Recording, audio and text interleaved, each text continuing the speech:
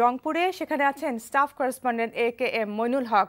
মইনুল, রংপুরে এখন পর্যন্ত কজন মনোনয়নপত্র জমা দিয়েছেন? ফারজানা, আজকে মনোনয়নপত্র জমা দেওয়ার জন্য রংপুর, আমি বলে রাখি, রংপুর জেলায় দুটি পৌরসভা, তার মধ্যে একটিতে নির্বাচন হচ্ছে, আর একটি সীমানা জটিলতার কারণে নির্বাচন হচ্ছে না। যে একটিতে হচ্ছে তার নাম বদরগঞ্জ, সেখানে 17,489 জন ভোটার সংখ্যা। সেখানে আওয়ামী লীগ, জাতীয় পার্টি, বিএনপি, ইসলামী শাসনতন্ত্র আন্দোলন এবং স্বতন্ত্র থেকে মনোনয়নপত্র সংগ্রহ করা হয়েছে।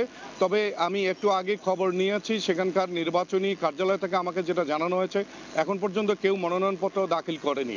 সেখানে মনোনয়ন দাখিল করা সম্ভব যে নিশ্চিতটি হয়েছি আমরা, সেটি হলো আওয়ামী লীগ থেকে বর্তমান মেয়র উত্তম কুমার সাহা, বিএনপি থেকে সাবেক সংসদ সদস্য পরিতোষ চক্রবর্তী, জাতীয় পার্টি থেকে লাতিফুল কবির এবং ইসলামী শাসনতন্ত্র আন্দোলন থেকে আব্দুল বাকি। আর গতবার যিনি প্রতিদ্বন্দ্বিতা করেছিলেন এই উত্তম কুমার সাহার সাথে, সেই আইজুল হক, এবার স্বতন্ত্র হিসেবে মনোনয়নপত্র গ্রহণ করেছেন এবং তারা প্রস্তুতি প্রায় সম্পূর্ণ করেছেন। হয়তো দুপুরের মধ্যেই তারা মনোনয়নপত্র মানে এখানে জমা দেবেন।